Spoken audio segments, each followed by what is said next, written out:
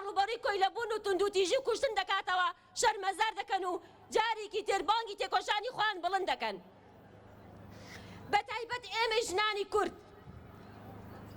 لە ماوەی چەندین سەدەدا دەبینین چەندین جوڵانەوە و ڕێکخراوە و پارتی سیاسی بزوتنەوەی ژنان دروست بوون کە جەگا دەستی ئەوان لە مێژووی تێکۆشانی مرۆڤایەتیدا دیارە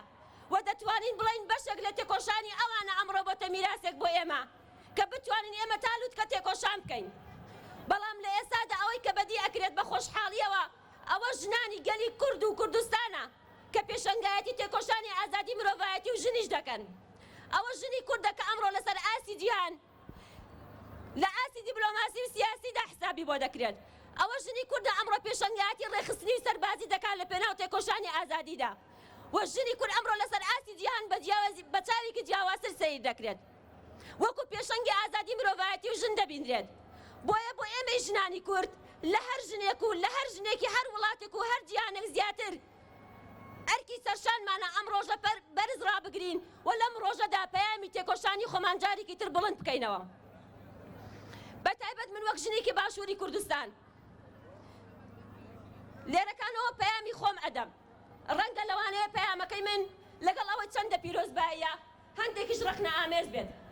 چونکە هەر ژنێکی تێکۆشەر هەر ژنێکی خاوەر بەرپرسیار کە خۆی بەرپرسیار دەبینێت و ڕێبازی تێکۆشان هەڵدەبژێت لە پێناو ئاشتیا تێدەگات هەشتی مارس چییە و دەزانێت پەیامی ئێمە چی بێت لە هەشتی مارسدا وەرە و ڕێبازی ئێمە لە چوارچێوەی تێکۆشاندا بۆ ئازادی ژن چی بێت. بەڵام شتێکی کە من ئەمەیە لە ئێستادا قسەی لەسەر بکەم دۆخی باشووری کوردستانە. بەداخەوە ئێمە وەکو ژنان لە باشووری کوردستان هەمیشە پەیاممان هەیە دەڵێن هەشتی مارس بۆ ئێمە ڕۆژێک نییە، بەڵکو ئێمە پێویستە هەموو ڕۆژێک لە تێکۆشان و لە بەرخۆدا نابین دژی ئەو ذهنیەتەوە ئەو سیستەمەی کە کۆیلایەتی و توندوتیژی و داگیرکاری و کوشتن لەسەر کۆمەلگا و ژن بەڕێوە دەبات. تا ئەم دەقەش کە ئێمە لێرام کەرنەڤاڵە بەڕێوە دەبین هەمومان ئاگادارین باشووری کوردستان لە چی دۆخێکدا ژیان دەکات، بەچی دۆخێکی سیاسی و ئابووری و کۆمەڵایەتی هاتی ئەپەڕێت. کۆمەلگا لە ئاس ئەو سیستەمەی ئەو ذهنیەتی کە بەڕێوە دەچێت لە چی ژیانێکدا گوزەر دەکات. ئێمە وەکو ژنانی باشووری کوردستان و وەکو ژنانی تەڤگەری ئازادیش پێمان وایە لە باشووری کوردستان پێویستە بە یەکبوون و بەهێز دژی ئەو ذهنیەتەی کە هەیە تێکۆشان بکەین، چونکە دەبینین سیستەمێکە لە باشووری کوردستان هەیە ڕێگە خۆشکەرە بۆ ئەوەی کە توندوتیژی لە بەرامبەر ژناندا ئەنجام بدرێت، کوشتن، خۆکوشتن، سووتاندن لە ناوبردن لە باشووری کوردستان بەڕێوە دەچێت. ڕۆژانە ئەگەر سەردانی شوێنی دادگا بکەین ئەو کات دەزانین کە ڕێژەی جیابوونەوە چەندە. ئەگەر سەردانی ڕێکخراوەکان و سۆزی دەرونی بکەن ئەو کات دەزانین کە کۆمەلگا و ژنیش لە ناویدا لە ڕووی دەرونیەوە لە چی بارودۆخێکی گراندا ژیان دەکات. ئەوەی کە من لێرەکانەدا ئەمەی قسەی لەسەر بکەم ئەو ژنانەی کە ئەمڕۆ لە ئاسی سیاسیدا و لە ناو حکومەتی هەرێمی کوردستاندا هەر لە سەرۆکی پەرلەمانەوە هەتا ئەنجومەنی وەزیران لەو دۆخەی کە ئێستا کۆمەلگا تیایدا ژیان دەکا بەرپرسیارن و بێ هەڵوێستی و بێدەنگی و بێ پرۆژەی ئەوان خاوەن دەرکەوتن لەو کێشانەی کە هەیە لە باشووری کوردستان بەرپرسیارن و پێویستە لەمە دووە بە پراکتیک بە کردار خۆیان بەرپرسیار ببینن لە بەرامبەر ئەو دۆخە و ڕەخنەدایانی خۆیان بکەن لەوەی کە نەیانتوانیوە پێشەنگایەتێکی بەهێز بکەن. و ئێمەش وەکو ژنانی تەڤگەری ئازادی لەو دۆخەی ئێستای باشووری کوردستانی تایە لەگەڵەوەی ڕەخنەدایانی خۆمانەکەین بە هەموو هێز و باوەڕ و ئیرادەی خۆشمانەوە لە هەوڵی تێکۆشاندا بووین بۆ ئەوەی ئەو دۆخەی کە کۆمەلگا و ژن تیایدا ژیان دەکات بتوانین لەسەر ڕێبازێکی ڕاست بە ڕێخستن بوون تێکۆشانێکی بەهێز بەڕۆ ببین لە پێناو ئازادیدا. و پەیامی ئێمەش لەمە دووە هەر ئەوە دەبێت کە ئێمە وەکو باشووری کوردستان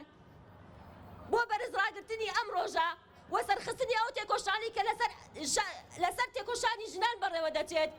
پێویستەوە ئەرکی سەرشانمانە چمکێکی ئەو تێکۆشانە بگرینە دەست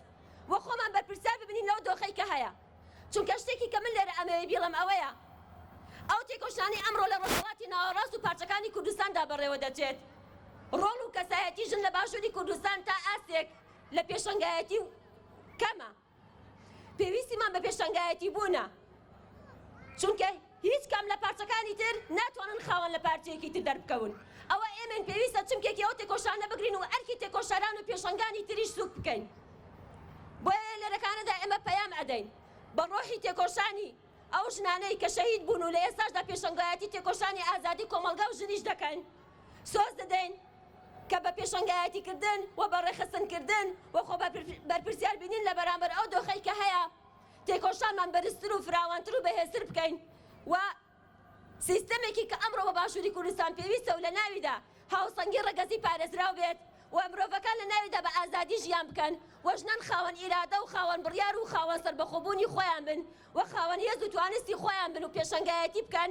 لە پێناو ئەو ڕێبازەدا تێکۆشان دەکەین. سپاس بە هەموو لایەکتە.